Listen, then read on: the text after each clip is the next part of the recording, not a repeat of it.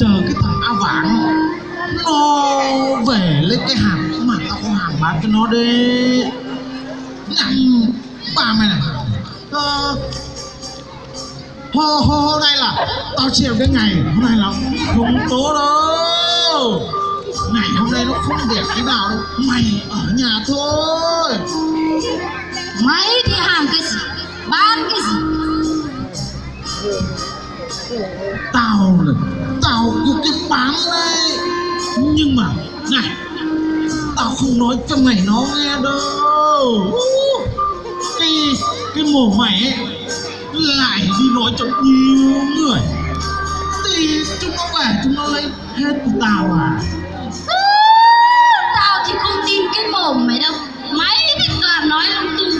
Thôi đi lấy ngô cùng tao.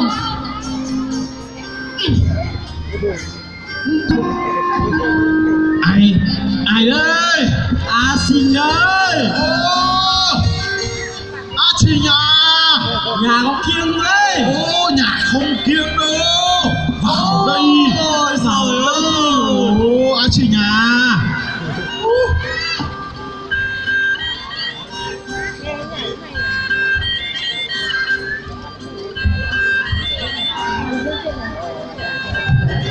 A Sinh uống nước đi A Sinh.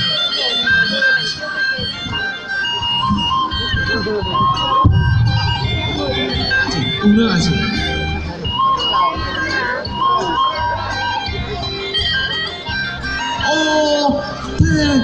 Thế mày nó hôm nay đi đâu mà về sớm thế hả Sinh? Ta đi làm cúng cho cái thằng A Trống ở cái bảng trên kia. Mà cái thằng này á, nó làm cúng to lắm nhá. Nó bảo là ta về làm cúng cho nó đi kiếm được cái, nó chia tiền cho ta này. Nó cho mày tiền à? Tiền đấy. Mày nó là cống giỏi quá mà. Rồi mà. Vào đây đã. Vào đây.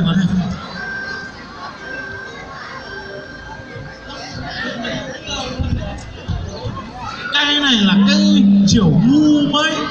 Hôm qua cái thằng vợ tao nó vừa mới nấu đấy. Ui uống đi A Sinh. Nhìn là ngon rồi.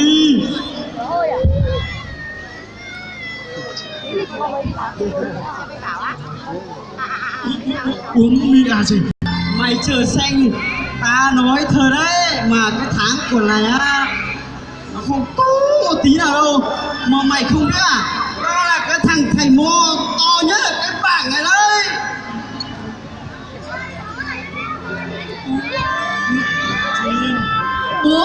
Bố à, mày nói giúp tao một tay nào. Sao thế? Sao đây? Thằng nào nó đánh mày? Thằng nào nó đánh mày? Làm gì có ai đánh.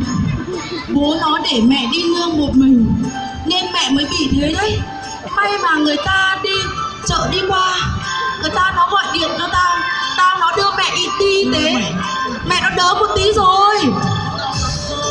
Này A Lử à, mày thấy ta nó nói có đúng không? Mày xem đi, số của mày nó không tốt nên là cái thằng vợ mày nó mới bị thế này đấy. Không sao đâu mà. Tại tao không để ý. Con chim nó đi ăn quả nhiều quá. Nó làm cái cành cây khô nó rơi vào đầu tao luôn nè. A Sinh về chơi à? Bố à, mày nói cho mẹ đi nghỉ đi. Tao phải đi ra xã có việc quan trọng. Quan trọng cái gì? Mẹ mày bị như thế này, mày về ở nhà mà xem mẹ mày chứ. Không được bố à. Hôm nay cái cán bộ văn hóa huyện nó về tuyên truyền quảng bá du lịch. Trong đấy có gì gọi điện thoại cho ta. Thôi ta đi đây. Xày xua. Cái thằng điện thoại hết tiền. Gọi gì?